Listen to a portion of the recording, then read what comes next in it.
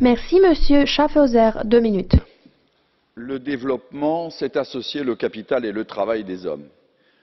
Le développement se fait par des hommes, mais ne se décrète pas.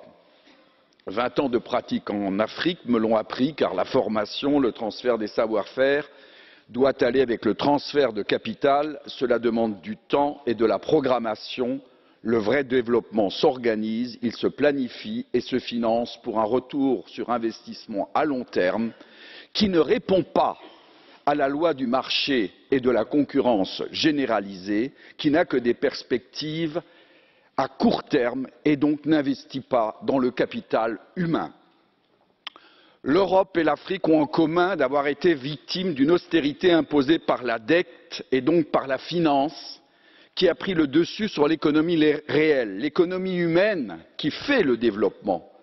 L'Afrique par le FMI à partir de la crise des dettes des années 1980 et l'Europe à partir de la crise des dettes souveraines suivant la crise bancaire de 2007-2008. Nous devrions nous rappeler le jubilé juif qui remettait les dettes tous les 50 ans pour retrouver le sens humain de l'économie.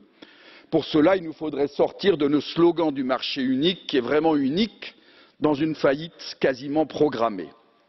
Je vous propose un véritable New Deal pour l'Europe et l'Afrique, en utilisant les moyens de la Banque centrale, non pas pour acheter des dettes, mais créer, cette fois, de nouvelles richesses.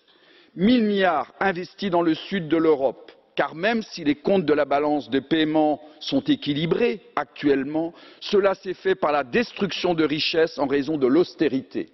Ces 1 000 milliards permettront à la France, l'Italie, la Grèce, le Portugal, l'Espagne de renouer avec l'emploi et la croissance.